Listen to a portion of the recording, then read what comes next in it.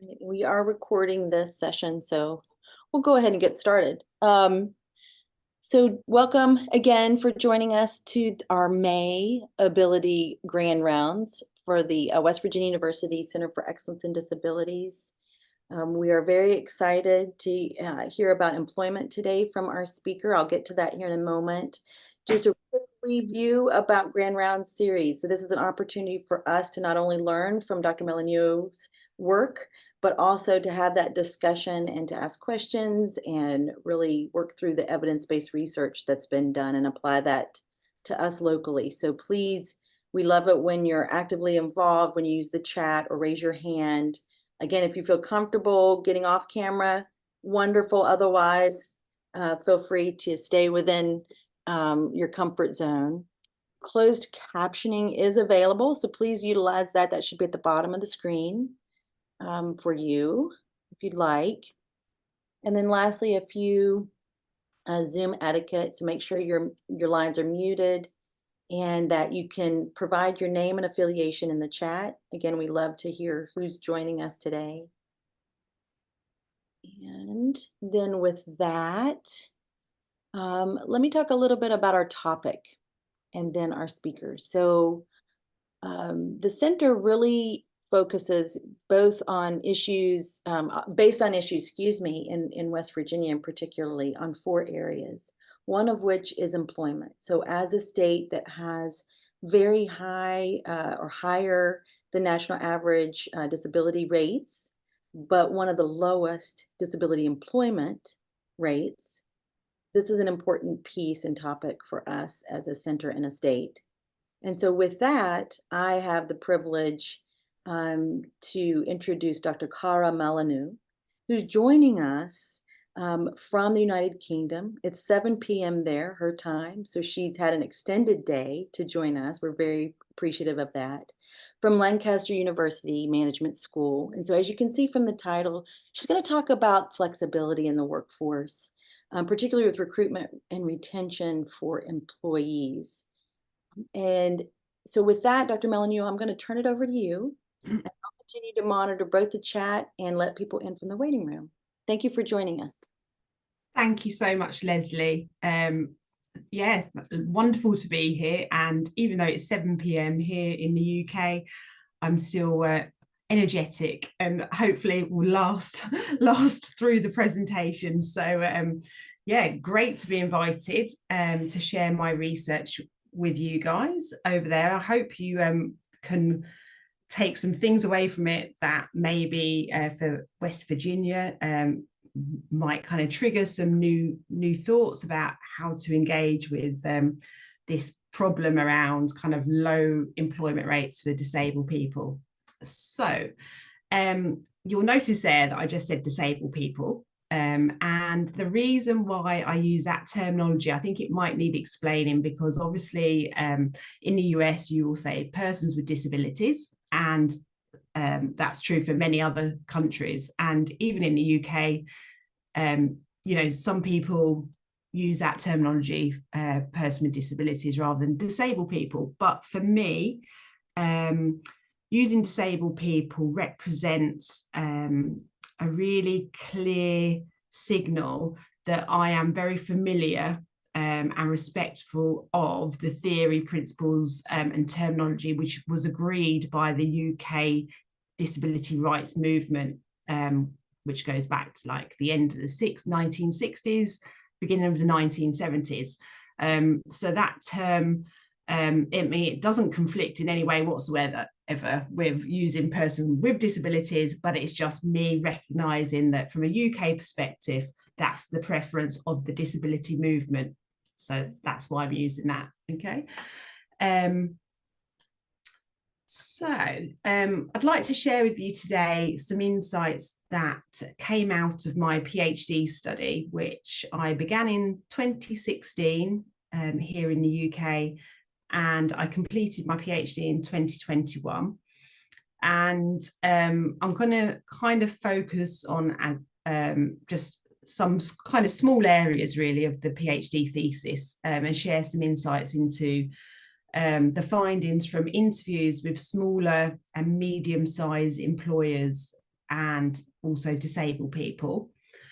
And then we're also going to consider at the end of this presentation, is there value in kind of generating more comparative international research in this area? And then how best could we capture that and share the learnings and the knowledge that we gain in different countries, just to see really if some approaches and some interventions perhaps that are being adopted in the US, for example, or in state, could actually transfer over to the UK and vice versa. Last year, I was at Leeds University for a year on a postdoctoral fellowship year, and I had a marvelous opportunity to go to Australia and share my research over there with some academics, and that kind of ignited my desire really to continue doing research in this area and to perhaps try and carve out an international comparative research project. So we'll come to that at the end anyway. I'd like to hear your thoughts around that.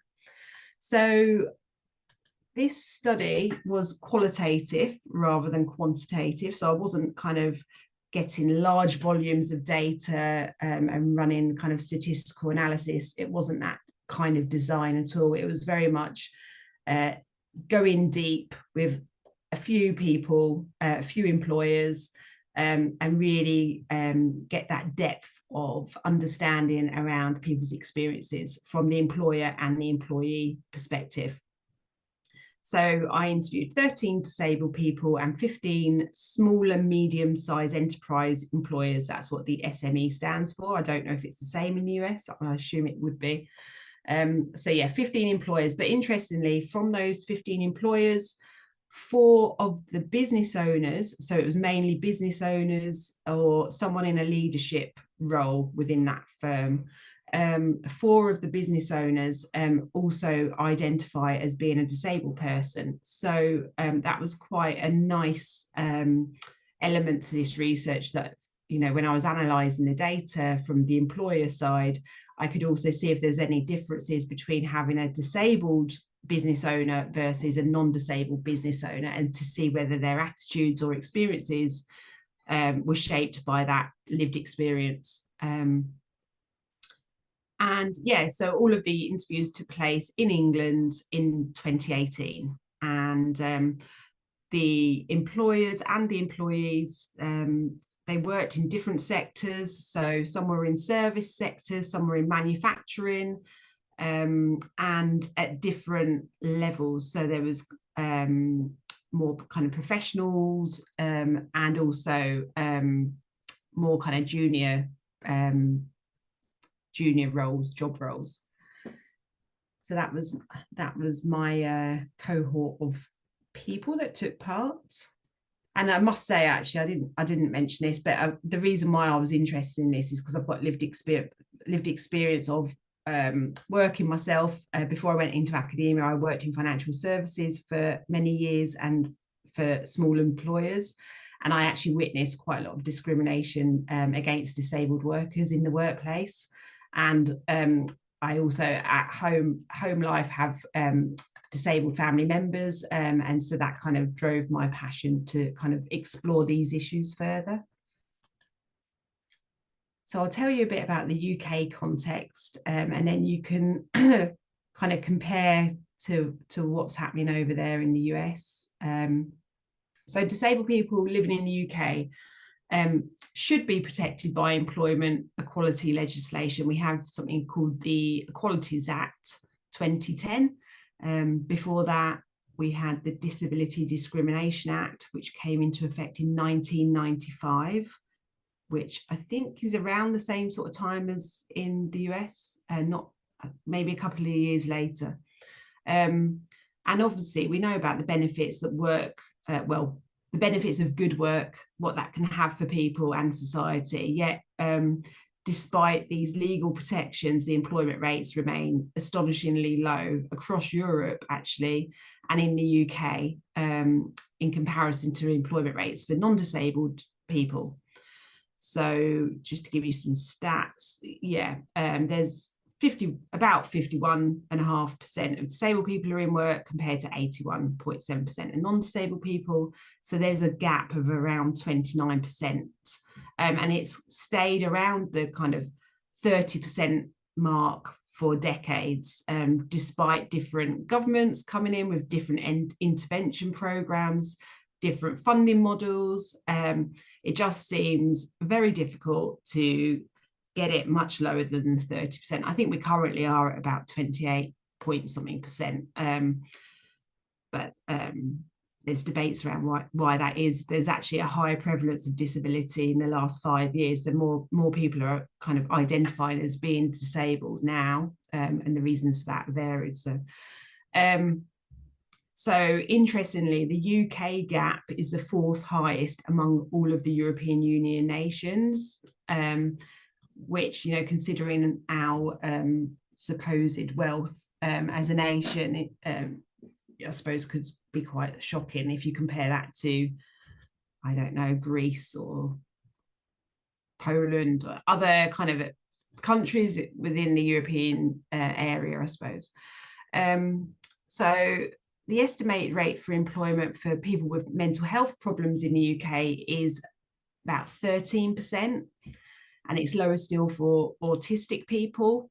And there's 1.5 million learning disabled people in the UK, but only 5% of learning disabled adults in England are in paid work.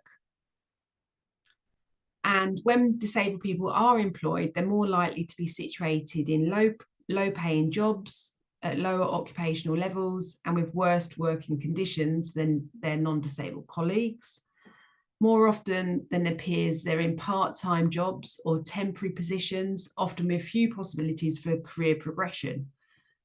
So this underemployment is a significant concern when benefits don't provide sufficient enough protection for falling into poverty, as well as insecure working conditions due to 0-hour or temporary contracts. Disabled people are often disadvantaged due to the discrimination, stigma, and misconceptions of their productive capabilities.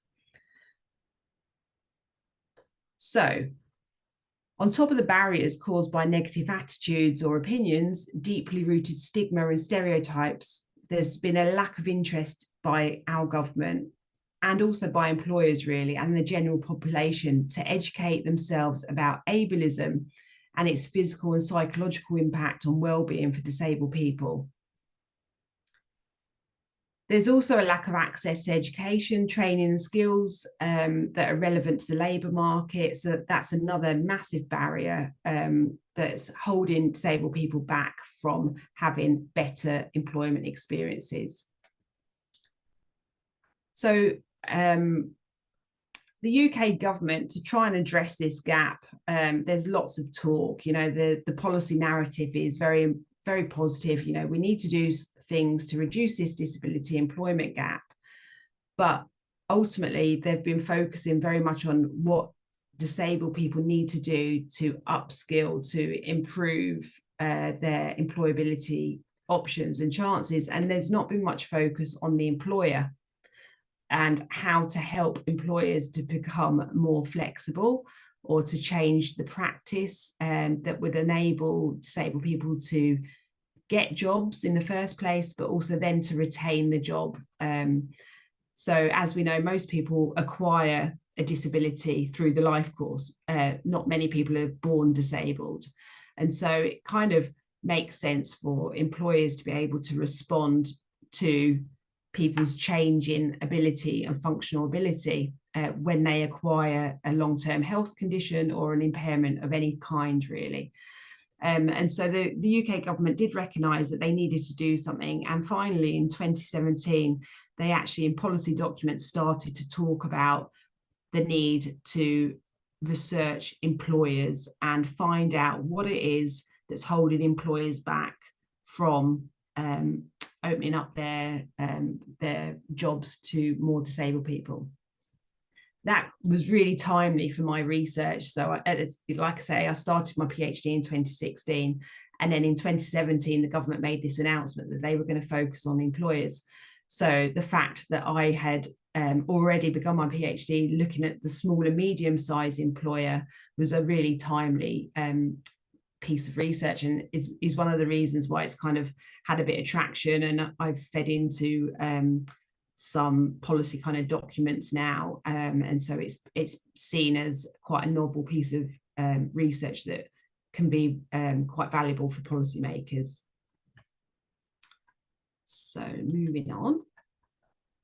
So my contribution to disability studies kind of stems from the fact that there was a lack of research on the employer side, on the demand side of the labour market. There was far more research conducted on disabled people on the supply side.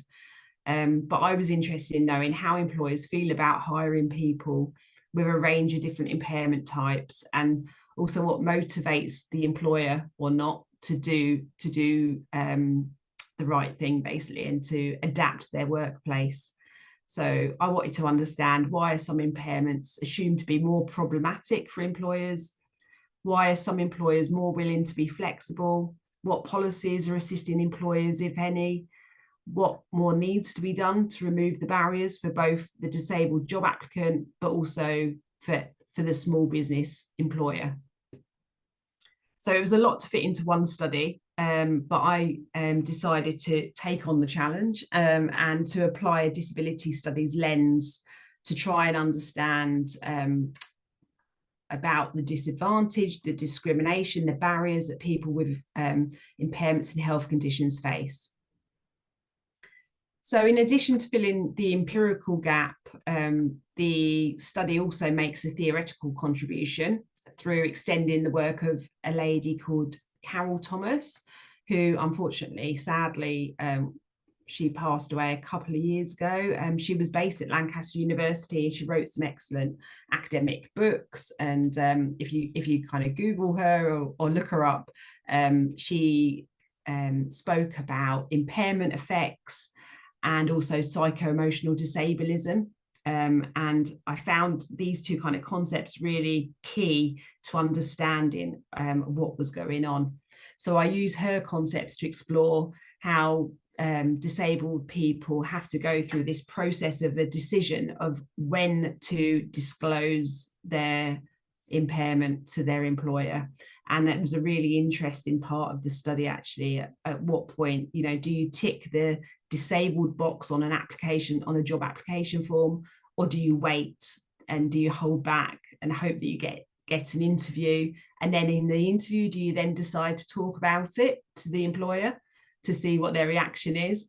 Or do you wait until you actually get offered the job and then wait till you actually go in on day one and sit down with your new boss, your manager, and say, actually, there's something I need to tell you. I might need some adjustments to my work time, to my work desk, my workplace. At what point do you actually have that conversation? And there's much more work that needs to be done around understanding the really sensitive nature of that conversation and all of the feelings that brings up in a person. So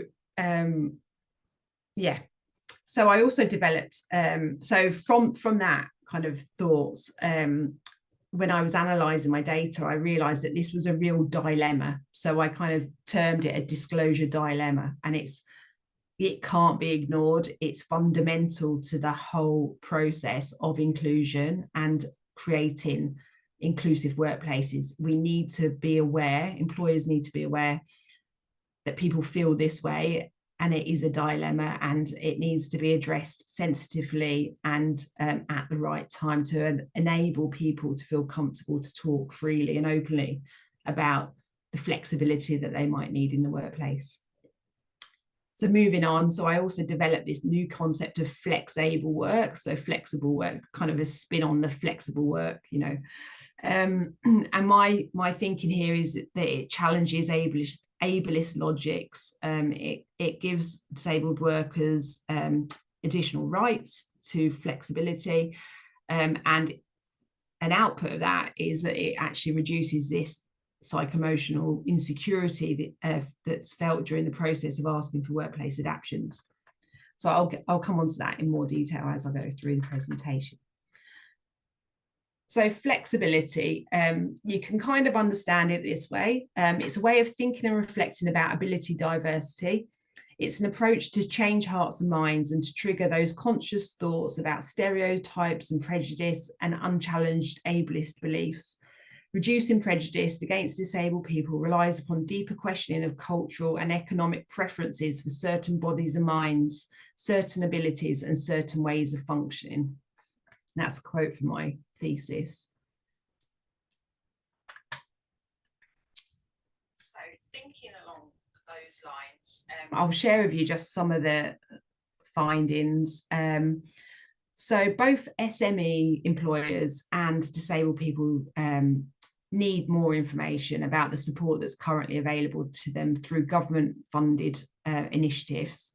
It was really apparent that the people that need the support the most are the ones who are not in a position to receive the information about what's there, and nobody kind of is taking responsibility for ensuring that disabled job seekers or even disabled people already in the workplace know about things like, we have a thing called Access to Work in the UK, which is a government funded initiative where you can apply for support for things like traveling to work. So if you needed to get public transport to get to your workplace, this funding could help with that. If you need a support worker, you can have funding for that. If there's a piece of additional equipment that you might need in the workplace, there's funding for that.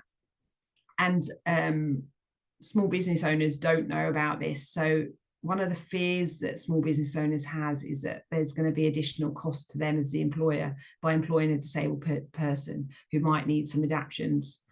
And because they don't realise that there actually is money out there that they could access, they would rather just avoid employing a disabled person, essentially, which is crazy. And so, yeah, so that was one of the key findings, that basically people need to know that there's support available to them. And when they do get this support, the disabled people told me it was essential to keep them in their jobs. Without it, they would most likely fall out of work and end up having to rely on claiming benefits. So this access to work funding was critical to their success in staying in work. The small business employers also need more support to understand what their duties are under the Equality Act legislation. So they need really tangible case study examples and really practical guidance on how to implement reasonable adjustments.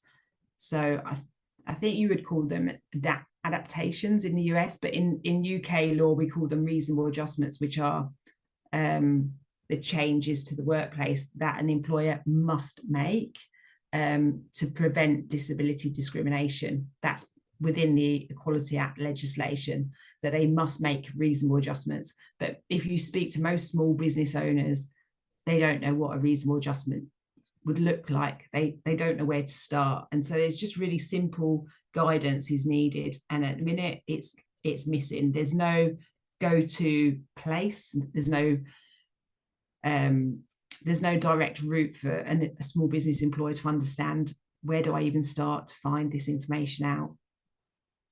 So as I mentioned, many disabled people worry about telling their employer about their health condition or their impairment. They anticipate that disclosure would mean that they were going to be treated unfairly, and they feel that their employer would think they couldn't do the job, or that it will ruin relationships with co-workers. Yet despite this, the good news that came out from my research is that in smaller workplaces where social proximity to work colleagues and business owners and managers is more likely, it appears that the attitudinal barriers can be reshaped to enable more flexible employer responses and behaviours to disabled workers' requests for accommodations for reasonable adjustments. So the disabled people in this study confirmed that when they find a line manager who's willing to try to be flexible, to have that thought process, and to be willing to really understand and respond to the needs of a workforce on an individual basis, they're more likely to feel welcome and respected because individual needs are taken seriously. So they're given a level of autonomy, choice, and control over their working arrangements that feel empowering. And of course, employers must still comply with the legal duties to avoid discrimination and reasonable adjustments. So these closer relationships with business owners and willingness to be flexible, often through informal processes, were the key reason provided for such positive experiences. So the disabled workers on the whole reported feeling really welcome in smaller workplaces because of this closer interpersonal relationship, informal practices, and also the willingness of the employer to accommodate their preferences in how, where, and when the work gets done. So the lack of a HR department or an occupational health team didn't seem to make any difference to the experience of employment. Indeed, it could actually help the relationship by not having those formal mechanisms for worker performance surveillance. And it helped create a mutually beneficial relationship with the employer based upon more authentic conversations and trust.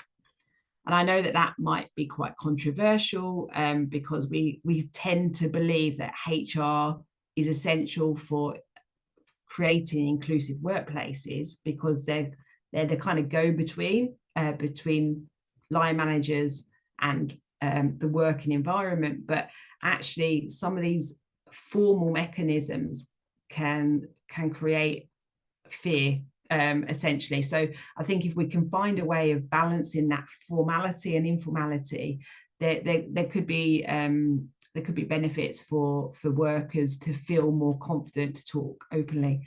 So it was for an SME employer, for a small business employer, they're also quite often vulnerable themselves. I don't know if it's the same in the US, but in the UK, most small businesses fail within the first 3 years. And every day is just kind of like a survival, keeping on that track of keeping the business going. And so there's a kind of feeling of vulnerability for a business owner. And I think it's this kind of shared vulnerability where the small business employer expects their workforce to understand this vulnerability. And then if a member of staff, if a worker shows their own vulnerability in terms of health or impairment and need for adjustments, there's a kind of mutual respect there in some respects. And they all kind of rely on each other. It's very family orientated kind of relationships. And there's like an incentive really for the employer to respond to individual employee needs more so than there is in a larger firm. So I think it's these more authentic conversations, building trust that can lead to more choice and control over how work gets done, where it gets done, at what time it gets done, the way it gets done. And that was a really key finding from the research. So going to the disclosure dilemma, I just included some quotes there just to re-emphasize this feeling of fear around talking openly. So reducing psycho-emotional disablism through flexibility in work, whilst access barriers can be measured and are easily identified and observable and they can be responded to, I'm suggesting it's the emotional barriers that are created by refusal of employers to accept and accommodate difference. So how employers make a disabled person feel about themselves is reinforced by partial responses to requests for flexibility in work organisations, the processes and the environments. Consequently, some disabled people experience psycho-emotional damage and insecurity, and it's this element of disablism that policy is not addressed. However, some employers respond better to such requests, and this tends to happen when the decision maker has personal experience of being near to disabled people, and when they have a social relational understanding of disability as oppression rather than an individual understanding of disability. So these employers accept that it's their responsibility to change how, where, and when work gets done, rather than expecting disabled people to fit into exclusionary buildings and processes. So there's little concrete data on how many people are disguising a disability in the workplace, but stigmas surrounding many impairments and long-term health conditions means it isn't uncommon for individuals to keep their condition quiet from their employer and colleagues. And we can understand why, when in the UK, 17% of disabled adults report having had a job offer withdrawn as a result of their declaring an impairment.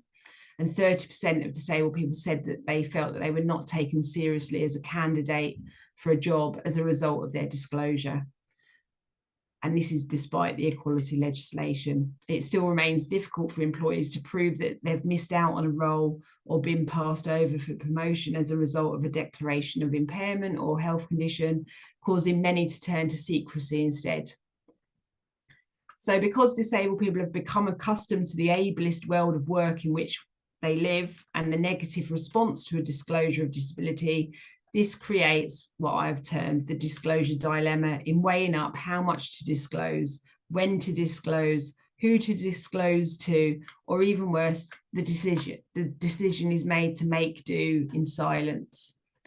And these quotes, I think, amplify this feeling of insecurity and weighing up what's the best thing to do. Should I say anything or should I not say anything?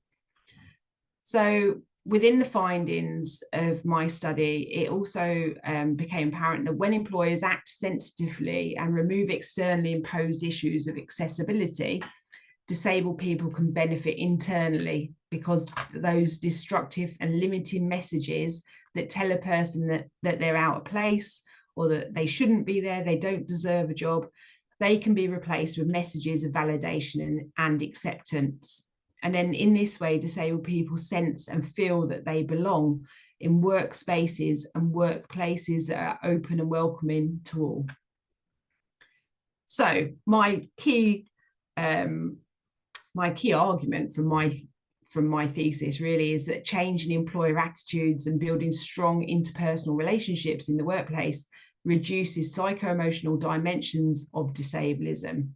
And this is because as employees are made to feel welcome, then they're encouraged to speak openly about their impairment effects with non-judgment, and this reduces the disclosure dilemma. So viewing working relationships in this way is underpinned by a set of values that privilege ability difference over ability sameness, and it disrupts the discrimination based on perceived or actual ability to be productive workers. And then obviously we had COVID after well, actually during the end of my PhD, we had the whole experience of the pandemic and this shift to flexible working, and this sudden kind of enhanced flexibility. So for years, disabled people have been asking for, you know, can I work from home? Could I do work in these hours rather than the set 9 to 5 hours? And they're always told, no, you can't have this kind of flexibility. And then all of a sudden the world, you know, changed, didn't it? And it became apparent that actually we could adapt the way we work to be more inclusive and accessible to many more people. And so I think it kind of proves the point that employers and employment in general is based on what we class as the norm, you know, the normal person, the average kind of. So I think this whole piece really challenges that ableist logic of the ideal worker based on some perception of the normal worker.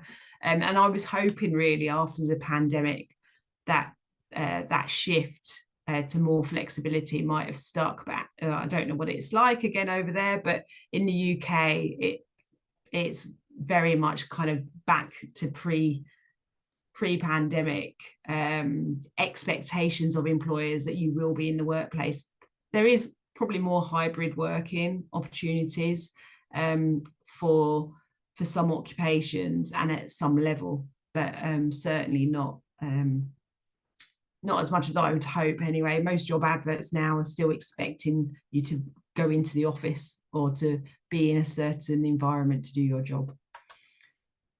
So yeah, so the whole argument here is that flexible working, thinking of it in this way, is different to existing literature on workplace flexibility and reasonable adjustments in three key ways, really. The concept's based upon the characteristics that are often found in micro and small sized businesses, so which are informality, familyness, familiarity, mutual trust and appreciation for the other, shared vulnerabilities, flatter organizational structures, closer proximity between the business owner and the worker, and stronger interpersonal relationships. So I argue that these characteristics and behaviours can change as the business grows and begins to employ more people. So, for example, when a human resource expert is employed to implement formal policies and procedures, the benefits of being micro or small are irreversibly changed and lost. So whilst informal processes are one feature of the flexibility concept, that does not negate the need for more formal written workplace agreements between the employer and the employee on agreed upon reasonable adjustments. So what I'm saying there is it needs to be documented. You know, if your employer informally has a chat at the coffee machine and says, "Don't worry, Tom, I'll allow you to work from home on Friday," or, you know, I'm open to you working when you feel fit to work, and we can have annualized hours, or however they go about agreeing this flexibility. That still needs to be documented, so that if a line manager changes or something happens, an appraisal or something, there's a document where you can say, actually, this was agreed, so it can't be just easily taken away from you. So second, the concept of flexibility deals with ability expectations and ableism, because it expects employers of all sizes to educate themselves and their staff about ableism in the same way that they would be expected to know about the consequence of sexism, racism, ageism, homophobia. It should just be something else that people become conscious of in the workplace and educate themselves. So it raises critical questions around ingrained ableist ability expectations, something not covered in the existing literature on workplace flexibility. And that tends to focus upon work-life balance or the need of parents or carers. So I want to extend that. So when employers or HR professionals are thinking about flexibility, disability should be there. It shouldn't just be there's a need for parents to care for children or carers to care for loved ones. We should also just think of it as it needs to respond to disability. I've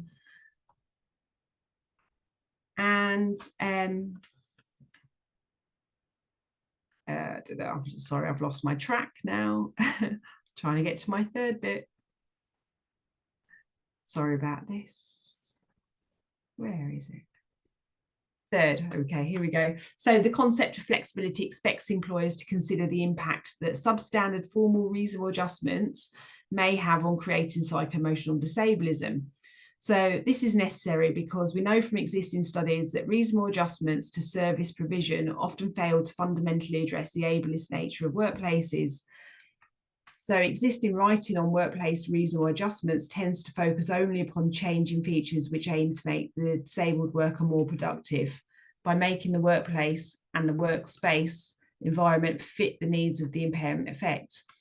Therefore, employers currently only perceive reasonable adjustments in terms of providing equipment, adjusting working hours, and helping to reorganise workload allocation within the proportionate duties outlined in the Equality Act.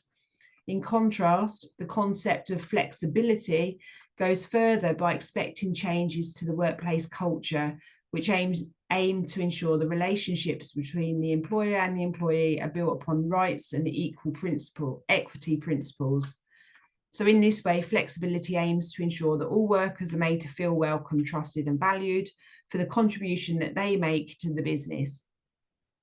An employer's willingness to embed flexibility requires a knowledge of ableism and the consequence of such beliefs before the workplace culture can be made sensitive to individual needs, rights, and equity, and welcoming of ability diversity. So I argue that the policy, the Equality Act, and the provision of reasonable adjustments and the right to request flexible working, access to work, and disability confident are not currently reaching small businesses, and policy on its own is not enough to facilitate a change in employer attitudes. There needs to be an educational agenda to support policy to challenge the ingrained nature of ableist attitudes, and this must start at a young age. So education must run alongside employment policy implementation, because without that, small business employers are out of their depth and left unintentionally to flounder with some of the requirements to respond to disabled people's needs for flexibility in work. So in general, people don't think about disablism or ableism. So why should employers, why should line managers and work colleagues care? So disabled people struggle to identify negative experiences as such. Basically what I'm saying is that expecting employers to reflect upon their taken for granted understanding of disability and their narrow ability expectations will require much deeper and complex conversations, and finding a way to operationalize this is admittedly very difficult. So these lessons need to be learned in childhood and not left until the point of transitioning to adulthood and the world of work. The argument posed is that making disabled people more visible in the workplace makes them more accepted by employers, line managers, and co-workers as a result. Gradually, the prejudice and negative stereotypes against disabled people fades away because employers are given cause to rethink their attitudes and they get to see ability. So building closer interpersonal relations should then become a government priority to rethink its approach to increasing segregated special education at a young age. So the concern is that if disabled children are not visible to other children, what chance is there for a future without disablism and ableism?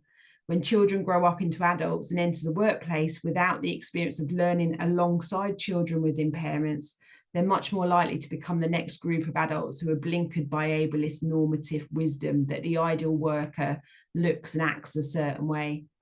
Reinforcing this argument, some employers in this study appeared better prepared psychologically to address the removal of barriers. And this tended to be because of previous relationships with disabled people, either as family members, friends, or work colleagues, or personal experience themselves of having a disability. The reasons why some employers lack insight about the presence of workplace barriers are essentially no different to the wider population. That is, they can be attributed to a general lack of awareness of the disabled society in which we live. Okay, so I'm going to leave it there. I hope you kind of get a sense of where I was going with that. And I know I've not given you any kind of tangible, this is what you should do to make your workplace flexible. I've not given you kind of guidance and examples, because I think you can Google that. And I think that's something that, you know, I'm trying to get across. I think it's deeper than that. I think we really need to tackle the attitudes, raise awareness of disability, you know, this dilemma that people are facing when they're faced with having to have that conversation. I think that's a starting point for making workplaces more flexible, because until people are confident to talk about it, employers don't need to respond. If there's a lack of people asking and there's a fear to ask, then we're never really going to have a motivation to change our working practices. And so I hope that I haven't disappointed you with that presentation about my findings, because I know it is a bit maybe left field, but that's what kind of came out quite strongly to me, that we need to address these attitudinal barriers still. We're still not there yet. And it's kind of underpinning why there's a lack of flexibility in the workplace. So moving on, because I also said that I was going to talk about the comparative international research and the value of doing that. Since my trip to Australia and talking to others over there and also in European countries, I really think if we could kind of collaborate in some ways internationally, we can deconstruct the narrow national viewpoints.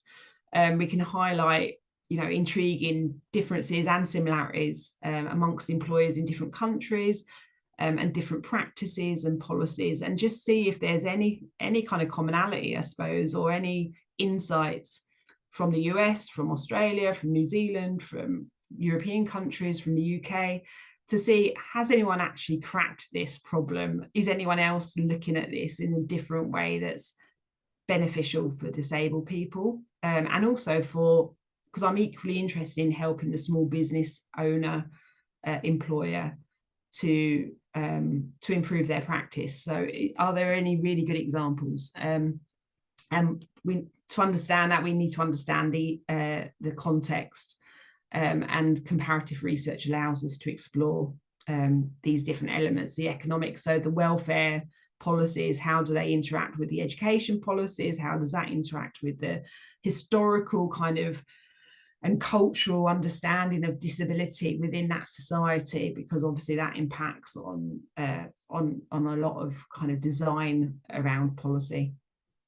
And then comparative research can shed light on inclusive practices, yeah, and inequalities as well.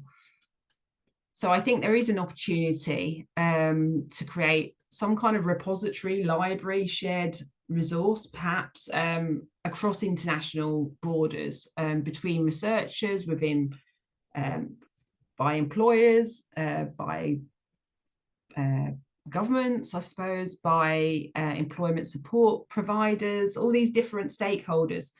Wouldn't it be wonderful, I suppose, if we could all tap into it and share this good practice examples so that we could help others? And also if we could break that down by different size of employers, different sectors of employment, and really kind of fine grain what works in different areas. So yeah, sharing policy interventions, success stories would be good as well, because then we could turn around to policymakers here in the UK and say, well, this is what they're doing in Australia, they're doing this in West Virginia state, they're doing it, you know, let's find out what are the good interventions.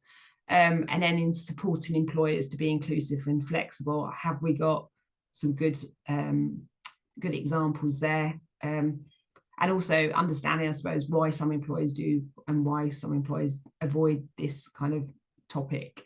And are there reasons why this hasn't happened already? And if it has, maybe I just don't know about it, but whose responsibility should it be as well? These are kind of questions that I'm posing to the group. So thank you so much for listening to me. I'll end it there, and there's just a couple of references from my work. Thank you very much. Dr. Molyneux. We did have a couple of earlier questions. Let me go back up in the chat. And Mark, I know I didn't know if you still had this question, but Mark asked about the audience and the disability category that you were focused on. You had mentioned autism. But yeah, so I didn't narrow it down. I put out an open call for people to come forward to speak to me about their experiences in working in smaller businesses, and anyone could come forward. I didn't put any kind of framework around that. I just allowed anyone who self-identified as a disabled person to come forward. So within my sample, I had people with mobility impairments, vision, hearing, neurodiversity, a whole range of different impairment types were covered, but I didn't narrow it down. Yeah, and there really wasn't much difference in the general overall experience of workplace discrimination or disadvantage either. Similar themes came up, and yeah, the key theme being like the decision when to talk about it in the recruitment process. Mark, I saw you come up on camera. Did you have additional follow-up questions? No, I was kind of wondering if there's research out there on intellectual and developmental disability specifically, considering that's what we focus on, at least my part of the program anyway, because I've always had a hard time in the last 20 some years of getting gainful employment for people in my caseloads. They always end up sweeping the floor at McDonald's or doing light housekeeping kind of work, janitorial type work elsewhere. So that's pretty much what they're limited to, unless they get assistance through the Division of Rehabilitation Services, maybe getting something else, but it's usually very tedious Yeah, kind of work, but that's because they have more obvious types of disabilities usually, rather than somebody who just suddenly became disabled, and which seems to be more of what you got information about, acquired disability. Quite, yeah. So Yeah, I mean, there are differences between more visible kind of impairments, and also fluctuating impairment types as well. So employers find that really tricky to handle because the unpredictable nature of the impairment. So, you know, one week someone could be really fit and healthy and able to do their job, and then the next week they might have a flare up, which requires them to maybe work more more from home, perhaps, if they, you know, rather than in the office, or they're going to find it difficult to get transport into work because of whatever, you know, some change to their health condition. well, one of the barriers we find is often the people we serve have a job coach with them, Yeah. and the job coach isn't allowed in some of the areas where the work has been performed. Yeah, I came across examples of that where employers said to me they found that really tough as well, that they didn't, for example, if they had an employee that had a support worker, and it was, say it was a management discussion that was quite confidential in nature within a team or something, and they didn't want that kind of getting out to the rest of the workforce. If the disabled person brought their support worker into that meeting, the support worker didn't have a contract of employment with that employer, and so there was issues around, you know, confidentiality and why should they be present in the room? They're not our employee. You know, we can't control what they go and say to others, you know, because we don't employ them ourselves. They're employed by the disabled person to be there. And that raised all sorts of worries for the employer. Mm. So more research has to be done, I think specifically with with uh, with our population, I guess, or at least one in my area anyway. Yeah. Sorry, Mark, I missed what population are you talking about? Learning disabled Learning adults? disabled, right? Or, you know, even people who you know, use a wheelchair, you know, cerebral palsy or Yeah. spina bifida or Yeah. tuberous sclerosis or anything like that. You know, some of the more obvious disabilities, uh, Mm. or people with, you know, even severe intellectual disability. Yeah. You know, I've had people even be ticket takers at the movie theater, things like that. You know, there are options out there. It's just finding an employer who's willing to work with you and is open-minded enough to hire somebody in a more limited capacity, but still willing to hire them. So, Yeah. But I think that's where the governments or the state departments or whoever, you know, need to come up with ideas around supporting the employer to reimagine how they could possibly do that. But so that was kind of, I don't want to blame the employers for deliberately discriminating against people and avoiding employing people. I think they genuinely they need support themselves to think differently. right. So Yeah. on that note that you all are talking about, the flexibility that you noted in your work, the concept there. So I thought it was really interesting that once they're at work, to many people might say, oh, I'm not going to talk about it because I don't really, that sensitive topic, I'm going to stay really far away with it. And then therefore there's not, like as you mentioned, there's not that dialogue and people don't learn from it. And then all of the uncomfortableness goes away after you do it. Are you, if you apply that flexibility to what you and Mark are talking about, is that something that needs to happen even before for those with obvious disabilities, physical disabilities? That uncomfortableness is there even before they get an interview, even before they get an. I think that's the case for even so the professor Carol Thomas, whose work I cited at the start, who I said sadly she passed away a couple of years ago, fantastic academic, disabled lady, and in one of her books in the introduction she talks about I think she had a missing left hand or something, and she talks about how as a child she would always put her sleeve down to hide a missing limb. And when she got it to adulthood, she would find ways of just kind of covering it up, just in all sorts of situations. You know, she was very conscious she didn't want it to be seen, and she would hide it.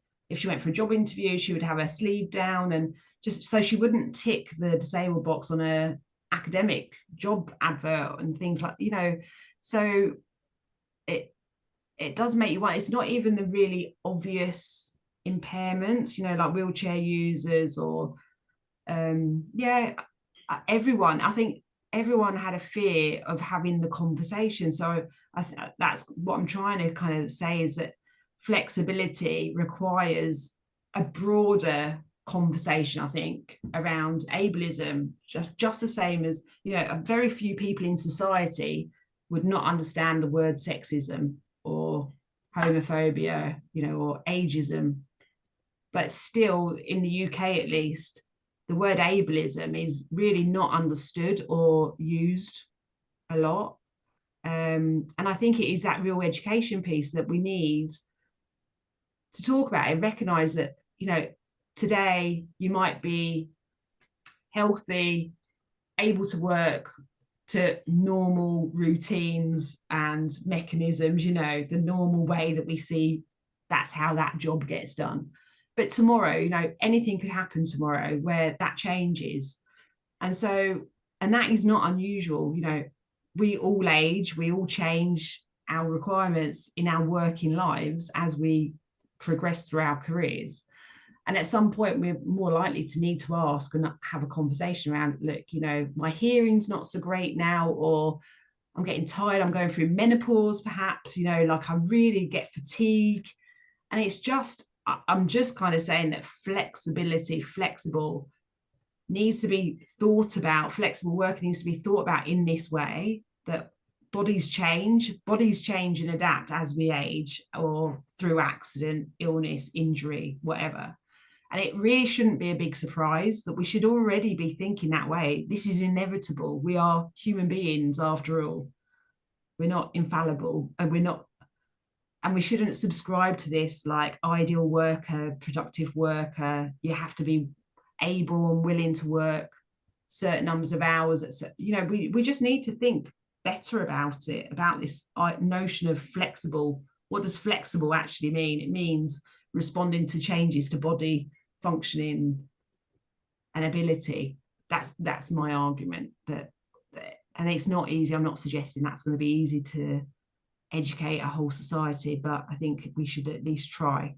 And that's why I kind of suggest that this needs to happen from a young age. So if we continue to separate children into, that's a special needs school for all those kids with disability, this is a normal school, that's giving out the wrong message. What we really need is that, you know, shared, live alongside each other together. And then that should, if that happens in school, that there's no reason why that shouldn't happen in college, in university, in the workplace, because we've all grown up to know that that's the right way to live in society and normal practice, and that we have to just make more effort to be inclusive to different people's bodily functions and preferences for how they work best. People know how they perform best at work. People know, like I know that I'm better in the mornings than what I am now, like working in the evening. I'm better functioning in the morning. I'm alert, I'm ready to go. You know, so if I had an employer that said, fine, Cara, you know, work when it suits you, when you're going to be at your best, great. Like that helps me to perform to my best. And it also helps the employer, because I'm not just sitting there tired thinking, oh God, I'm not good, I'm not feeling great right now, you know. True. Yeah. Have to see it in process to know, oh, it does really work, right? It's that switch. This is what I'm saying. So if we could collect examples where employers are doing it and viewing flexibility in that way, wouldn't that be great to then convince others, oh, do you know what? If they can do it, so can we. And it didn't cost much to do that. We just had to think differently. Well, that's wonderful. Thank you so much. Any You're other welcome.